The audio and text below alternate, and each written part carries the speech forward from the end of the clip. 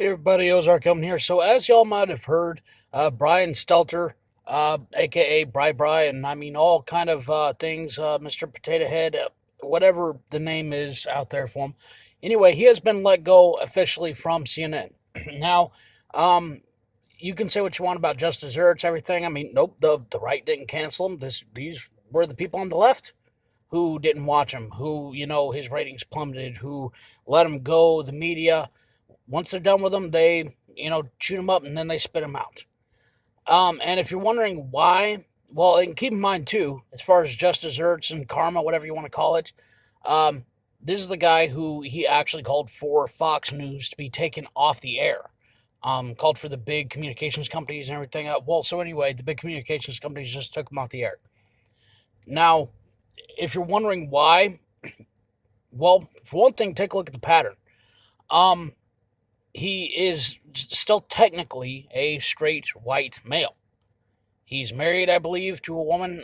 He has a family. He is good. And a lot of these folks, whether they are Christian or not, they come from a background that is culturally Western Christian.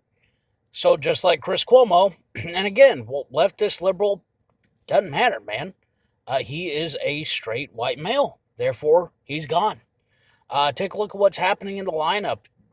Take a look at what's happening in the advertisements. And yeah, I know I've been telling y'all this.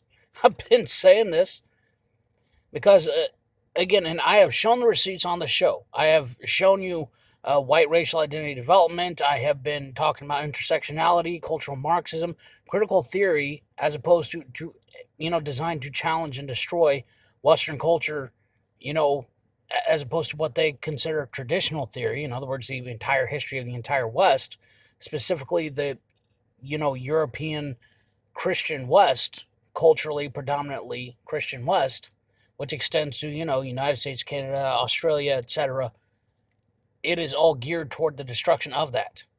And the white liberals especially have their place in order to accept in some ways, like back in 2020, to literally take a knee. And again, go ahead and read through back in the late 80s, early 90s, and the whole concept of white privilege was invented. And these things have taken steps gradually through the decades. Right now, it's actually institutionalized and in your face at this point. Um, I mean, I've got relatives, people who would not have gotten a job as a straight white man back in the 80s in certain regions because they were a small minority.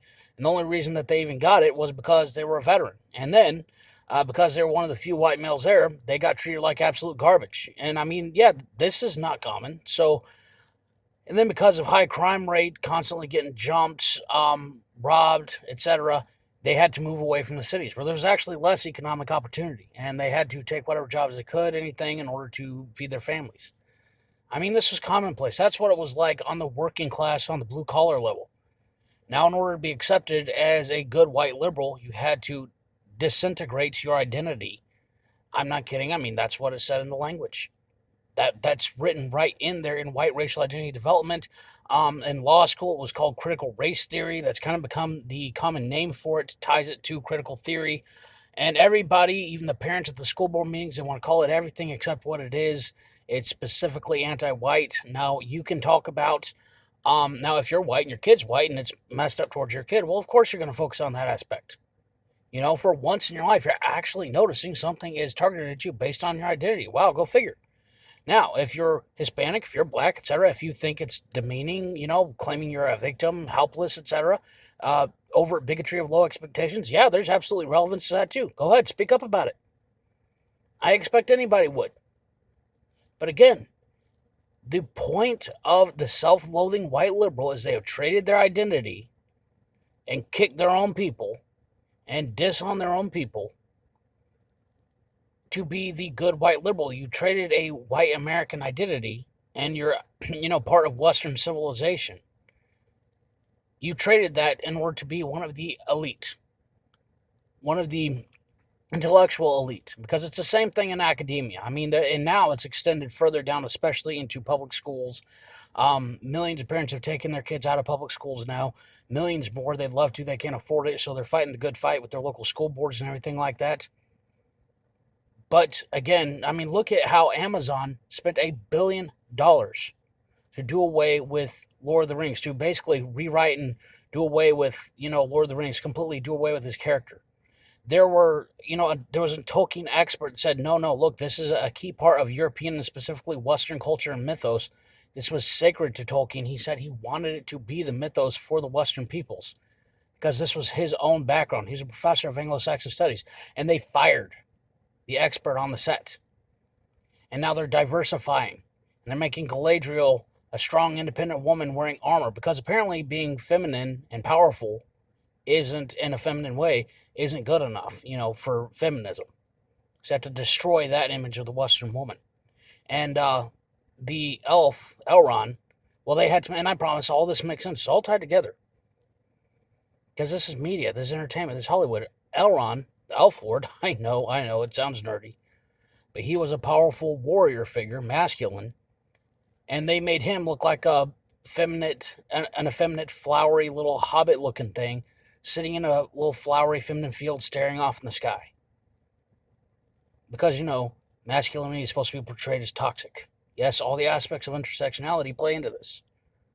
Yeah. So when Brian Stelter is too white man bad, that's the key thing about the white liberals. When they're done with them, they are the ones who have the blame put on them. Now, Chris Cuomo's found work with some other organization that portrays itself as unbiased. Yeah, seriously, I'm not kidding. Run by some guy, I think named Abrams or Abramson. I don't know. You can look it up. News Nation, I believe it's called. Yeah, they are very, very clearly biased. They repeat the exact same language. They just try to do it in a way that's more kind of shielded the way the media used to be, hiding their motives and what they really believe. So this is probably what's going to happen. For all the liberal white man bads, and then they're going to go to these alternative, independent news sources like that one run by this Abrams guy. And they're going to present themselves as middle of the road, unbiased, for middle America in order to try to, quote-unquote, win them over, to give them a non-evil Trump alternative. That's what's going to happen here. That's what they're doing. They're setting CNN up to be the woke bad guy. But still, the woke of the woke will still watch these organizations. And you think they're not going to notice that they're purging the white men from the lineups? Oh no, they'll notice. So they're going to have their different factions, the so-called moderates who are the controlled moderates, thinking they're receiving something objective, the things like News Nation. Well, in the meanwhile, they will have the woke of the woke, which is actually still, scarily, a lot of the mainstream stuff is pretty radical and extreme, to the point of supporting child castration. That's where we're at in society today. Hopefully, the backlash against this insanity will be big enough. Because keep in mind, this is the flailing desperation of dying organizations that are losing relevance in society.